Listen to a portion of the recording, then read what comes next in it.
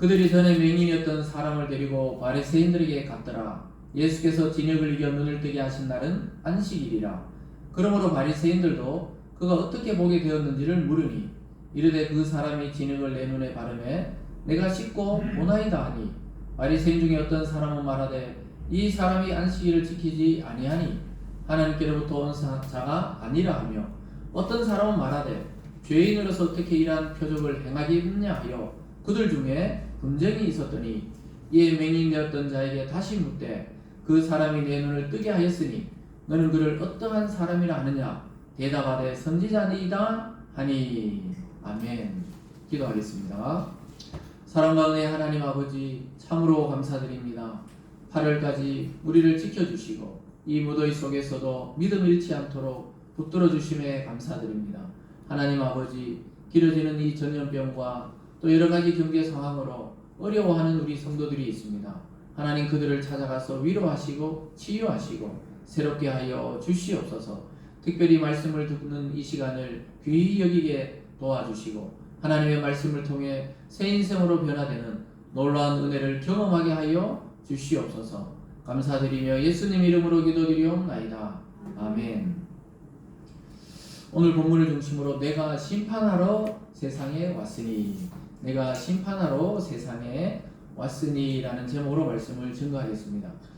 여러분 연일 무더위에 고생이 많으십니다. 특별히 다른 지역에서 대구에 산다고 이제 전화 오면 다들 첫 마디가 덥지요? 이렇게 물어보더라고요. 그래서 제가 덥습니다 이렇게 이야기를 하는데요. 이 무더위가 절정에 달할수록 곧 가을이 온다는 겁니다. 오늘이 아마 입춘과 이렇게 절기상으로 이미 이 무더위가 절정에 달한다는 건 이제 무더위가 곧 꺾인다, 이런 또 기대를 가지게 합니다. 여러분 8월 한 달 동안 이 무더위를 이기시고 또 여러분 마음의 고난을 이기시고 승리하는 큰 축복이 있기를 주님의 이름으로 축원합니다. 네. 얼마 전에 야구 경기를 본 적이 있었습니다. 야구. 저는 뭐 스포츠 중에 여러 가지 좋아하지만 야구는 전혀 흥미도 없고 즐거움도 없고 잘 보는 그런 스포츠 종목이 아니었어요. 근데 그 룰을 좀 알고 나니까 되게 재미있더라고. 이 야구가 굉장히 감독과 또 투수와 포수와 또 타자 뭐 이런 신경전 또 이렇게 뭐 이게 손으로 이게 암호를 해가지고 사인을 주고받고 이런 것을 좀 알고 나니까 되게 흥미로운 스포츠구나 이런 생각을 해봤습니다. 그래서 어떤 것들도 우리가 규칙을 알고 또 그 룰을 알면은 재미가 있다는 것을 깨닫게 되었죠. 그래서 그걸 보고 나서 뭐 TV나 이런 걸로 이제 중계하거나 이런 걸 보면은 아 저게 저런 거구나. 제가 지금까지 그 룰을 잘 몰랐어요. 야구를 그냥 뭐 예전에 잠시 어릴 때 학교에서 아이들하고 해본 적이 있어도 정확한 이 룰을 몰랐는데 룰을 알고 나니까 너무 재밌더라고요.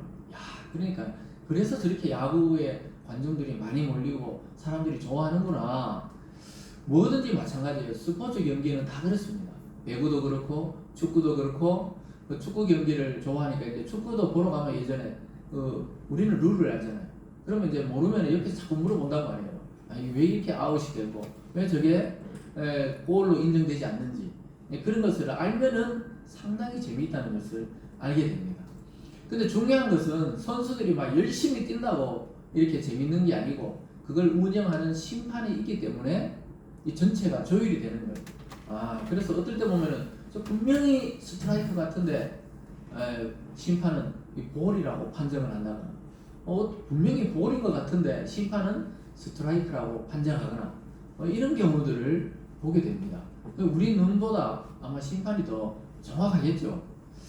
그런데 요즘에는 이러한 것들도 만약에 판정에 시비가 생기면은 이 비디오 판독이라고 해서 비디오를 통해서 다시 아주 느린 화면을 통해서 그 동작들을 이게 정말 아웃인지 아닌지 판결하는 것을 보게 됩니다. 그래서 감독들이 비디오 판독을 요청해서 그게 받아들여지게 되면 판결이 뒤집히는 경우도 있는 것을 보게 됩니다. 그래서 심판 분명히 아웃이라고 그랬는데 보니까 타자가 조금 더 먼저 발이 거기 루에 도착한 거예요. 그래서 세이브 되는 경우도 있고 이래서 경기가 완전히 뒤집어지고 이런 것들도 보게 됩니다. 그래서 심판도 막 자기가 막 알아서 이렇게 판단을 하지만 실제 심판도 규칙과 법에 의해서 판단한다는 것을 알게 됩니다. 그래서 우리가 이 경기에서 룰이 있어야 재미가 있듯이 우리 사는 것이 왜 재미있냐면요, 이 죽음이 있다는 게 있기 때문에 성경은 우리 삶이 의미가 있다고 이야기해요. 만약에 죽음이 없이 영원히 그냥 육체를 가지고 산다면은 거의 하나님 믿을 필요가 없는 거예요. 왜냐하면 그냥 뭐 영원히 사는데, 근데 우리가 죽음이라는 이 시간이 다가오기 때문에 이 경기의 시간이 있듯이, 축구는 전후반 45분의 그 시간이 경기가 정해져 있듯이 우리 인생이라는, 여러분 각자의 인생의 경기도 시간이 정해져 있기 때문에 이게 의미가 있고 재미가 있고 그렇지, 계속 이렇게 계속 영원히 살고, 또 그것도 나이 든 상태라 계속 영원히 살고 몸 아픈 상태로 계속 산다고 하면 그 의미가 아마 별로 느껴지지 않고 막 지루하고, 어떻게 하면 이걸 막 벗어날까, 오히려 이런 생각을 하지 싶다, 이런 생각을 해봅니다. 그래서 이 삶이라는 것도 내 한정된 시간 안에 살아가기 때문에 즐거움이 있고, 또 때로는 슬픔이 있고 기쁨이 있고 또 의미가 있고 이런 것이지, 막 영원히 막 만약에 선수들이 시간이 안 정해져 있고 막 24시간 막 경기를 해야 된다면 그럼 뭐 그렇게 재밌겠어요? 선수도 재미없고 보는 사람도 재미없고 심판도 지치고 이럴 건데, 정해져 있다는 거예요. 시간이 다 정해져 있다는 거예요.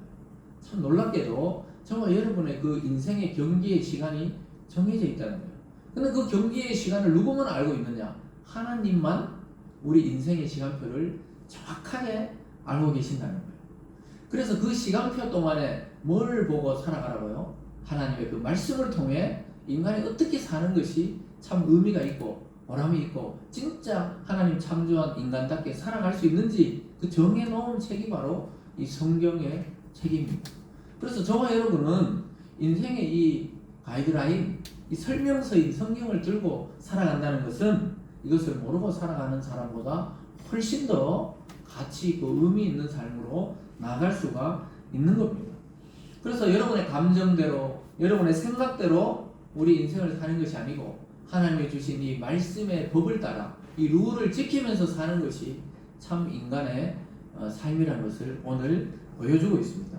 그래서 여러분, 반드시 우리 인생을 다 살고 나면 뭐가 있습니까? 심판이 있다고 오늘 말씀하고 있습니다.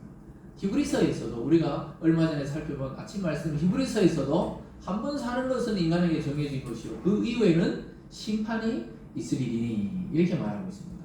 우리 경기가 다 끝나면은 마지막 결과가 나오잖아요. 2대1, 2대1로 승, 이쪽은 패, 이렇게 나오듯이 우리 인생을 다 살고 나면 하나님이 지옥, 천국, 이 심판이 있다는 거예요. 간단하게 보자면 그렇다는 거예요. 근데 사실은 우리의 했던 모든 말들, 모든 행동, 모든 생각에 대해서 일일이 다 판결이 내려집니다. 그리고 그것에 대해서 예수 믿는 자는 죄 없다, 이렇게 여기시고 천국으로 인도하시고, 예수 안 믿는 자는 그 죄 때문에 그냥 자기가 지옥으로 판결이 되어서 가는 거예요. 그래서 누구의 책임도 아니고 우리 인생을 주신 하나님의 책임이 아닌 자기가 그 경기를 어떻게 살았냐에 따라서 우리는 판가름 나게 되어 있는 것입니다. 사랑하는 여러분, 그래서 오늘 이 아침에 내가 사는 것이 끝이 있다, 끝이 또 끝이 아니고 그 끝 이후에 심판이 있다, 결과에 대한 판단이 있다는 사실을 깨닫기를 주님의 이름으로 축원합니다. 그래서 인간은 참 남녀노소가 있지만 주어지는 환경은 비슷해요. 아이도 뭔가를 먹어야 생명이 유지되고 어른도 무엇을 섭취를 해야 생명이 유지되는 것은 동일한 이 원리입니다. 그리고 아이든 어른이든 일정한 시간을 수면을 해야죠. 잠을 자야 됩니다. 잠을 자는 것은 똑같은 원리입니다.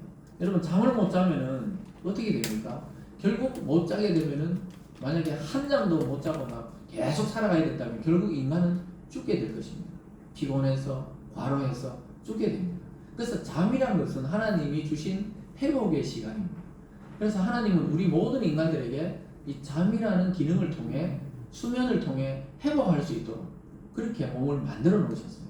아주 놀랍게도 엄청 피곤한데도 자고 일어나면 새 힘이 나잖아요. 아침이 되면 또 새롭게 눈을 뜨고 어제와 다른 몸으로 살아갈 수 있도록 하나님이 그렇게 만들어 놓으셨는데, 현대인들은 이 불빛이 너무 많아요. 도심 완전히 있잖아요. 이 차단막으로 이 커튼으로 차단하지 않으면 작은 빛들이 들어요. 저도 자려고 딱 누워서 불을 껐는데도 보면은 냉장고에 그 무슨 온도를 표시하는 불빛이 있어요. 그리고 뭐 냉장고 하나가 아니잖아요. 또 요즘에 김치 냉장고에 불이 반짝반짝해요. 이게 반짝해요. 에어컨 틀어놓으면 이러면 또 이 소음이 잘 때는 엄청나게 천둥처럼 들려요. 그냥 막 활동할 때는 에어컨 소리가 크게 안 들리는데 자려고 누우면 막 이 천둥 같은 소리로 들려요. 때로는 너무 예민해지면 시계 초침이 착착착 가는 게 막 천둥 소리처럼 촥촥촥 이래서 잠을 이룰 수가 없을 때가 있죠. 이게 불면증입니다. 그래서 불면증을 알아본 사람들은 알 거예요. 피곤한데 내일 또 해야 될 일이 있는데 잠을 못 자면 너무 괴로운 겁니다. 그래서 잠이 얼마나 소중한지 깨닫게 되죠. 저도 불면증을 예전에 한 4개월 동안 불면증을 앓으니까 사람이 완전히 이 삶이 이 질이 탁 떨어져요. 얼마나 있잖아요. 이 짜증스럽고 피곤하고 왜냐하면 자도 잡는 같지 않고 일어나고 또 낮에 이 교회 일들은 해야 되고 막 그래 되니까 이 불면증이라는 걸 아주 심하게 그때 처음으로 알아보니까 한 4개월을 그래 앓으니까 몸이 사람이 있잖아요. 이게 모든 걸 그냥 딱 내려놓고 싶더라고요. 그럼 무슨 말이냐면 아무 일도 안 하고 그냥 좀 잤으면 좋겠다. 그렇다고 또 가만 누워 있으면 또 잠이 오지도 않아요. 자도 막 한 5분 자면 딱 깨고 이러면 이야 이래서 이렇게 그렇구나. 근데 그때 이제 어떤 그 목사님 우리 선배 목사님 사모님이 약을 딱 줬어요. 그 약이 그 수면제 이런 게 아니고 한약인데 그걸 딱 줬는데 한 이틀 먹으니까 잠이 잘 오더라고요. 그래서 우리가 기도도 해야 되지만 때로는 우리 몸에 잘 맞는 약을 복용할 필요도 있다 이런 생각을 해봤어요. 그 제가 그때 청년들을 담당할 텐데 청년들 보고 혹시 잠이 밤에 안 오는 사람 있냐니까 그래 약을 복용하는 사람들이 한 2-3명 있더라고요. 그래서 제가 그 약을 나눠줬어요. 그래서 효과를 많이 봤다고 이렇게 이야기를 하고 또 대구 내려와서도 어떤 분들에게 물론 잠을 못 잔다 그래가 그 약을 다 줬어요. 그 약을 먹었는지 몰라도 이 약도 먹고 저 약도 먹었는데 하여튼 잠을 잘 잤다 그러더라고요.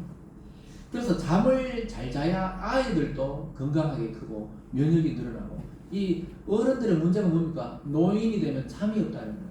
그래서 피곤하고 짜증이 나고 화가 나고 막 신경이 내는 어른들이 많잖아요. 이해를 해야 돼요. 왜냐? 잠의 이 깊이와 길이가 너무 짧아지니까 늘 이렇게 신경이 예민해져 있다 이겁니다. 그래서 밤에 잠을 못 자요. 또 뭐 우울증 약이라든가 또 불면증 약 이런 걸 또 먹어도 잠을 못 자는 사람들이 있어요. 그러면 또 이게 삶의 질이 탁 떨어집니다. 희한하게도 하나님이 자고 일어나면 깨끗하게 낫도록 하는 이런 몸의 기능들이 많이 있는데 못 잔다는 거예요. 못 자는 거. 그래서 인간은 자야 하고 먹어야 하고 우리 애들을 놓으면 어른들이 그러잖아요. 잘 먹고 잘 자고 또 하나 더 있죠. 예? 아는 거 그거죠. 그래서 잘 먹고 잘 자고 잘 싸라 그러잖아요. 그 모든 기능이 원활하게 돌아간다는 근데 그게 전부 성인들에게도 적용이 되는 말이라 이겁니다. 그래서 인간은 누구나 그렇게 기능을 할 수 있도록 하나님이 정해놓은 거예요. 그래서 그렇게 하다가 어느 날 그것이 마비되고 또 못 먹게 되고 못 사게 되고 못 자게 되면 어떻게 됩니까? 이 죽음이라는 시간표가 탁 다가오는 것이죠. 그리고 그게 이제 이 인생을 살아가는 이 룰입니다. 경기라는 것이죠. 그래서 인간이 일정한 정도의 수면과 또 생명을 유지할 정도의 음식을 섭취해야 되는 것입니다. 그렇지 않으면 이 참다운 인간의 가치를 잘 못 느끼게 되어 있습니다. 그렇다면 우리가 먹는 것과 자는 것은 그런데 그렇다면 우리 인생 전체의 삶의 가치를 판단하는 분은 누구냐면 그것도 역시 우리를 창조하신 하나님이시고 오늘 성경을 보면 예수님이 이 땅에 내가 심판하러 왔다는 말을 처음으로 해요. 그동안은 막 병을 치유하고 구원해 주셨는데 유대인들이 계속 안식일 논쟁을 벌이니까 예수님이 심판하러 왔다는 말을 처음으로 하는 것을 보게 됩니다. 그래서 사람들은 예수를 판단했지만 실제로 예수님이 이 세상의 모든 사람을 판단한다는 것을 보여주고 있습니다. 여러분 단 한 번뿐인 우리의 인생의 이 경기를 하나님의 말씀을 듣고 정말 가치 있고 또 은혜롭고 또 풍요롭게 살아갈 수 있는 그런 여러분의 인생이 되길 주님의 이름으로 축복합니다. 오늘 첫 번째로는요 고침받은 맹인에 대해서 막 논쟁이 일어나는 걸 보게 됩니다. 우리가 지난 시간에 살펴본 대로 태어날 때부터 선천적인 이 시각장애로 태어난 한 맹인이 어느 날 그 구걸하고 있었어요. 근데 예수님은 그걸 딱 봤는데 제자들은 그걸 보고 뭐라 그랬습니까? 이게 도대체 누구의 죄 때문입니까? 이런 유대인의 보편적인 사고방식에 대해서 그들이 이야기했어요. 부모의 죄입니까? 저 사람의 죄입니까? 그 장애를 갖고 태어나면 그 당시 유대 사회는 누군가 죄 때문에 그렇다는 이런 의식을 가지고 있었단 말입니다. 그래서 부모의 죄 아니면 저 사람의 죄다. 그런데 예수님은 전혀 다른 판결을 하셨죠. 전혀 다른 시각을 가지고 말씀하셨어요. 저 사람의 부모도 아니고 저 사람도 아니고 하나님의 영광을 위해서 저 사람은 날 때부터 맹인이 되었다. 하나님이 그렇게 저 모양으로 태어나게 했다. 이렇게 말씀하시면서 흙을 짓이겨 가지고 눈에 양쪽 눈에 발라주고 실로암 목가에 가서 씻어라. 그 씻고 나니까 어떻게 됐어요? 그 수치와 그 사람들의 비난을 무릅쓰고 가서 씻고 나니까 밝은 눈으로 돌아왔어요. 그러면 어떻게 해야 됩니까? 막 동네 잔치를 열고 사람들이 기뻐하고 막 예수님께 감사하고 이래야 정상이잖아요. 근데 그러고 나서 오늘 이런 논쟁과 분쟁이 막 일어나는 걸 보게 돼요. 전혀 엉뚱한 문제를 가지고 바리새인들이 예수님께 막 태클을 거는 겁니다. 그러면서 이 병을 치유했는 이 영광과 이 감사는 사라지고 막 논쟁이 일어나는 것을 보게 됩니다. 그래 바리새인들은 이렇게 이야기했어요. 그날이 하필 또 안식일이었어요. 어느 날 막 주일날. 그 유대인들은 안식일날 아무 일도 하지 말라 그랬거든요. 근데 예수님이 흙을 짓이긴 걸 이 노동으로 보는 거예요. 흙을 짓이겨서 또 병을 치유하는 것도 일로 본 겁니다. 그래서 왜 안식일날 이런 일을 행했느냐?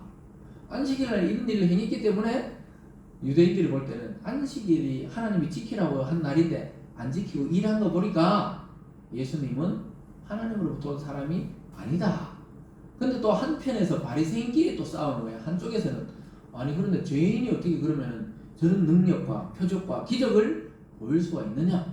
이래서 막 자기들끼리 막 논쟁이 일어나는 장면이 16절에서 이렇게 말합니다. 16절로 가보면요 이렇게 말씀합니다. 바리새인 중에 어떤 사람 말하되 이 사람이 안식일을 지키지 아니하니 하나님께로부터 온 자가 아니라 하며 어떤 사람 말하되 죄인으로서 어떻게 이러한 표적을 행하겠느냐 하여 그들 중에 분쟁이 있었더니 여기 막 자기들끼리 싸우는 거예요. 바리새인들이 어떤 사람은 이 사람이 안식일을 안 지키기 때문에 하나님께로부터 온 자가 아니다. 하나님이 지키는 안식일을 안 지키는 거 봐라. 아니다. 그러니까 어떤 사람은 안식일이고 뭐고 다 떠나서 이 날 때부터 맹인된 자의 눈을 뜨게 한 사람을 보았냐 지금까지 이런 표적과 기적은 하나님으로부터만 올 수가 있다. 이렇게 논쟁이 일어나는 거예요. 그냥 막 축하하고 이야 잘됐다. 너 평생 못 볼 줄 알았는데 예수님이 치료했구나. 이렇게 막 격려하고 좋아하는 게 아니고 이런 지금 소모적인 논쟁을 하고 있다는 겁니다. 왜요? 예수님이 싫었던 거예요. 이 바리새인들은 예수님을 싫어해요. 왜냐하면 자기들의 기득권, 자기들의 종교적인 그 권위, 또 그런 종교를 통해 벌어들이는 돈 이런 걸 그냥 더 중요했지 하나님의 아들이고 뭐고 필요가 없었던 거예요. 그래서 막 배척하기 시작했던 겁니다. 결국은 그 안식일 문제와 또 자기들의 그 성전을 헐라했던 그 사건 때문에 예수를 십자가에 못 박아 죽이게 됩니다. 참 무섭죠. 종교적으로 잘못 접근하면 이런 일들이 일어나는 겁니다. 그래서 예수님이 죄인이냐 아니냐 자기들이 지금 판단하고 있어요. 나중에 예수님이 답답해서 내가 심판하러 왔다고 나중에 말씀하는 거예요. 너희들이 심판이 아니고 내가 심판이다. 여러분 선수가 경기 중에 막 심판 말 안 듣고 자기가 막 이렇게 저렇게 판단하면 됩니까? 열심히 그냥 성실하게 뛰어야 되는데 자기들이 그냥 예수를 판단하는 거예요. 죄인이다 아니다 의인이다 아니다 이걸 막 판단하고 있는 것이 바로 바리새인들의 모습입니다. 근데 오늘날 살아가는 모든 사람들이 바로 이런 바리새인의 모습으로 우리가 지금 살아가고 있어요. 어떤 사람에 대해서 항상 우리가 판단하잖아요. 자기 자신에 대해서는 냉철하게 판단을 안 하고 항상 아이고 저 사람이 저 친구가 또 뭐 만약에 정치는 말할 것도 없죠. 막 네가 잘못했다 네가 잘했다 죽기 살기로 싸워요. 결국 하나가 완전히 눈앞에 사라질 때까지 정치는 싸운단 말이에요. 왜냐하면은 자기 눈에 그 들보는 안 보고 상대의 티는 그래 잘 보이니까 그렇게 싸우는 거예요. 지금 바리새인들이 그렇습니다. 근데 예수님은 뭐라 그랬죠? 비판하는 자는 그 비판하는 것으로 자기가 판단을 받게 된다. 그 남을 함부로 비판하지 말라. 이 말은 그 비판이 칼날이 되어가 자기를 판단하는 겁니다. 이거는 일반적인 세상에 하나님의 그 일반 은총에서도 다 드러나요. 반드시 악한 일을 행한 자는 반드시 하나님이 그 악한 일을 통해서 당하게 합니다. 결정적일 때 드러나게 해가지고 어떤 위치에 못 올라가게 한다거나 아니면 위치에 있었던 사람을 끌어내려거나 반드시 그 범죄가 드러나서 정치인은 뭐 말할 것도 없죠. 아까 말했지만 항상 요즘 다 드러나서 다 그 자리에 못 가게 해요. 그리고 그게 청문회잖아요. 청문회. 온 국민이 보는 데서 막 부끄러움을 당해가지고 괜히 장관하려고 딱 앉아 청문회 받다가 장관도 못 되고 집안에 막 쑥대밭이 되고 얼마 전에도 여기 뭐 대구에 가까운 대학교 총장님 출신 또 뭐 이 병원장 출신이 뭐 아들 문제부터 해가 막 다 드러나고는 결국은 장관도 못 되고 지금 부끄러움만 당하고 그냥 끝이 난 적이 있었어요. 그게 이제 팩트든지 아니들 떠나서 이게 뭔가 문제시 되면은 요즘에는 가만히 두질 않아요. 이게 사람들이 막 자기 건 안 보고 남에 대해서는 막 얼마나 비판을 하는지 모릅니다. 근데 지금 이 유대인들, 이 바리새인들이 그 당시나 지금 우리 인간이 살아가는 지금 현재나 똑같다는 거예요. 여러분 자신도 그럴 거예요. 그 기독교인들도 조심해야 되는 게 우리가 예수 믿고 우리는 구원받았고 막 이런 자부심은 좋은데 그걸로 막 상대를 막 이렇게 비난하는 걸로 사용하면 이 바리새인과 똑같은 잘못을 범할 수가 있다는 겁니다. 여러분 그래서 예수님의 말씀을 잘 가슴에 새겨야 돼요. 예수님이 너 눈에 들보가 있다. 들보 알죠? 대들보. 이런 기둥이 네 눈에 박혔는 줄도 모르고 남의 눈에 티끌 빼려고 계속 이러고 있는 게 인간의 모습이라는 거예요. 여러분 뭐 부부끼리도 살아보면 그렇죠. 어떤 갈등이 생기면 부인이 잘못했다는 거죠. 부인은 남편이 잘못했다고 그래요. 그 아이들이 볼 때는 둘 다 똑같은 것 같은데 이렇게 본단 말이에요. 무슨 말입니까? 참 이 인간은 자기 본위로 생각하기 때문에 예수님이 계속 그것에 대해서 주의를 주고 있어요. 그 제자들도 그 맹인을 보고 누구의 죄입니까? 그 예수님은 누구의 죄도 아니다 얘들아. 또 바리새인들이 막 이게 맞습니까? 안 맞습니까? 이러니까 예수님이 뭐라 그래요? 여기 성경에는 안 나오지만 또 다른 성경을 보면 너희들이 왜 이렇게 비판하느냐? 남을 판단하는 그 판단으로 너가 정죄를 당할 것이다. 이렇게 말씀하고 있는 것입니다. 사랑하는 여러분, 우리 자신을 돌아봐야 됩니다. 우리가 바리새인적인 신앙인이 될 확률이 굉장히 많아요. 특별히 교회를 오래 다니면 오래 다닐수록 많이 지식적으로 성경을 알면 알수록 그걸로 남을 자꾸 판단하려고 할 때가 있어요. 굉장히 주의를 해야 되는 것이죠. 그래서 오히려 그 말씀을 자기에게 적용하고 자기에게 삶에 적용하고 자기가 은혜를 받고 자기가 그렇게 사랑을 실천하면서 살아가는데 사용하시기를 바랍니다. 오늘 두 번째로 또 보면요, 이 큰 첫 번째, 두 번째입니다. 이 부모들의 모습을 보게 돼요. 이 눈뜬 맹인의 부모들은 어떻게 합니까? 그 바리새인들이 안 되니까 막 불러옵니다. 그 부모를 불러오자. 왜냐하면 이 사람이 처음부터 완전한 맹인이 아니고 약간 눈을 떴던 사람인데 맹인인 것처럼 행동했던 거 아니냐. 그래서 부모를 불러가. 이 사람이 진짜 날 때부터 맹인이냐 아니냐 이걸 막 물어봐요. 야, 그냥 넘어가는 법이 없어요. 끝까지 그냥 추궁을 하는 겁니다. 눈을 떴으면 눈을 떴다고 막 바리새인들도 야, 하나님의 말씀이 이루어졌구나 막 축하해줘야 되는데 안 된다. 불러와보라. 그럼 부모를 불러오자 하면서 우리가 옛날에 아이들 잡아가 부모를 불러오라 그러잖아요. 그 부모를 불러오라. 근데 부모가 뭐라 합니까? 이 아이는 제 아이가 아닙니다 했으면 될 건데 맞습니다. 제 아이가 맞고 날 때부터 맹인이 맞습니다. 엄마 아빠가 거짓말 할 수 없죠. 이 아이가 내 아이가 맞고 이 청년이 이 눈 떠서 나온 게 아니고 태어날 때부터 이 선천적으로 시각 장애가 있었는 게 맞습니다. 우리 아이도 맞고 맹인도 맞습니다. 그런데 눈을 뜨고 왔네요. 그런데 이 눈을 누가 뜨게 했는지는 모릅니다. 그건 거짓말이에요. 누가 뜨게 했는지 아는데 나중에 성경을 보면은 예수가 그랬다고 고백하는 순간 유대교에서 출교를 당하기로 결의되어 있었기 때문에 유대 사회는 종교와 사회가 일치된 사회이기 때문에 출교를 당한다는 것은 사회적인 사망 선고나 마찬가지입니다. 사회 활동을 아무것도 할 수 없어요. 그렇기 때문에 부모가 아이도 맞고 눈 뜬 것도 맞고 그런데 눈을 누가 뜨게 했는지 모르겠습니다. 이렇게 고백을 딱 하면서 자기인데 물어보세요. 애가 다 장성이 있으니까 이제 아들에게 직접 물어보십시오. 요 말로 하면서 싹 넘어갑니다. 22절과 23절로 가볼게요. 오늘 성경 22절과 23절로 가면 이렇게 말합니다. 그 부모가 이렇게 말한 것은 이미 유대인들이 누구든지 예수를 그리스도로 시인한 자는 출교하기로 결의하였으므로 그들을 무서워함이로라. 이러므로 그 부모가 말하기를 그가 장성하였으니 그에게 물어보소서 하였더라. 아멘. 그가 장성했으니까 그에게 물어봐라. 왜냐하면 눈뜬 거 맞고 내 아들도 맞지만 어떻게 눈뜬지 모르겠어요. 예수가 떴다는 걸 다 아는데 예수가 그랬습니다. 이랬으면 어떻게 됩니까? 예수를 그리스도다, 즉 메시아, 구원자라고 고백하면은 출교를 당해야 되니까 싹 넘어간 겁니다. 일단 뭐 먹고 살아야 되니까 이 부모님도. 그래서 자기 아들이 눈뜬 것은 너무 좋죠. 좋았지만 또 유대교에서 쫓겨나는 것은 굉장히 사회적으로 먹고 살 길이 없고 정착이 안 되니까 할 수 없이 누가 그랬는지는 모르겠다고 눈 뜨고 왔더라. 우리 집에 올 때 나한테 분명히 눈을 감았는데 눈을 뜨고 집에 돌아왔더라는 거예요. 그래서 부모는 그를 직접 불러다가 이야기하십시오. 이러니까 결국 눈뜬 그 맹인 청년을 다시 불러와서 또 신문을 합니다. 그러니까 결국 여러분 뭘 말합니까?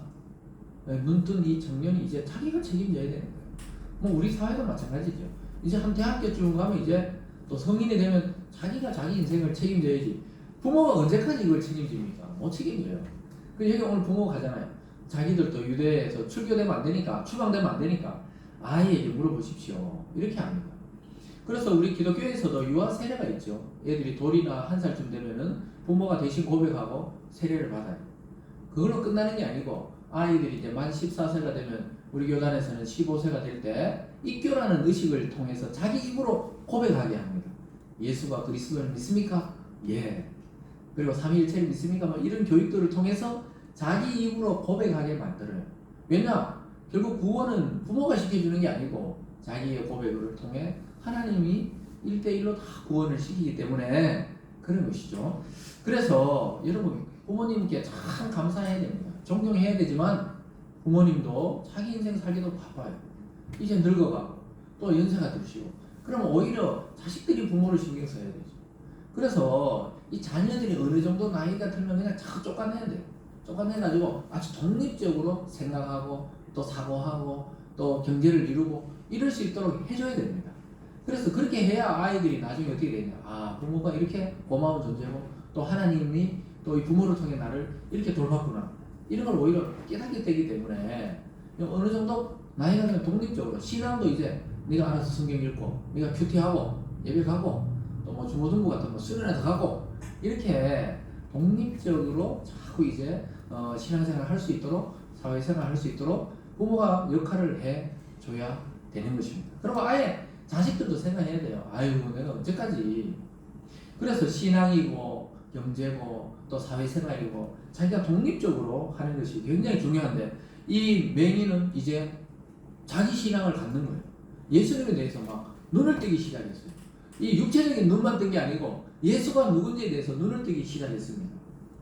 17절을 같이 읽어볼까요? 17절로 가서 우리가 같이 읽어봅니다. 시작.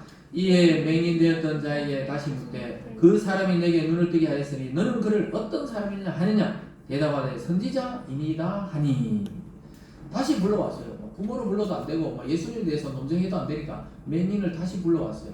이제 맹인이 아니죠. 맹인 되었던 사람, 눈을 뜬 사람을 다시 불러와가지고 네가 옛날에 맹인 맞느냐? 맞습니다. 그러면 네 눈을 뜨게 한 그 사람 예수를 너는 누구라 생각하느냐? 이러니까 아주 놀라운 대답을 해요. 그동안 아무도 그런 말 안 했는데 이 사람은 선지자입니다. 이 말이 뭡니까? 자기들하고 다른 존재다. 하나님께로부터 와서 하나님의 말씀과 치유의 능력을 행하는 선지자입니다. 이렇게 고백을 합니다. 근데 이 사람이 점점 눈이 밝아져요. 그 말은 뭡니까? 육체적 눈이 아니고 영적인 눈이 점점 밝아져가지고 두 번째 불려왔을 때는 확실하게 또 더 놀라운 고백을 해요. 본문 뒤쪽에 32절과 33절로 가보면 또 불려왔을 때 이렇게 말합니다. 창세 이후로 맹인으로 난 자를 눈을 뜨게 하였다함을 듣지 못하였으니 이 사람이 하나님께로부터 오지 아니하였으면 아무 일도 할 수 없으리이다. 그 이제는 뭐냐면은 창세 이후로 하나님이 세상을 창조한 이후로 맹인 되었던 자를 눈뜨게 하였단 말을 나는 못 들었습니다. 근데 내가 눈을 뜨는 거 보니까 이 사람은 하나님께로부터 온 사람이 확실하다는 겁니다.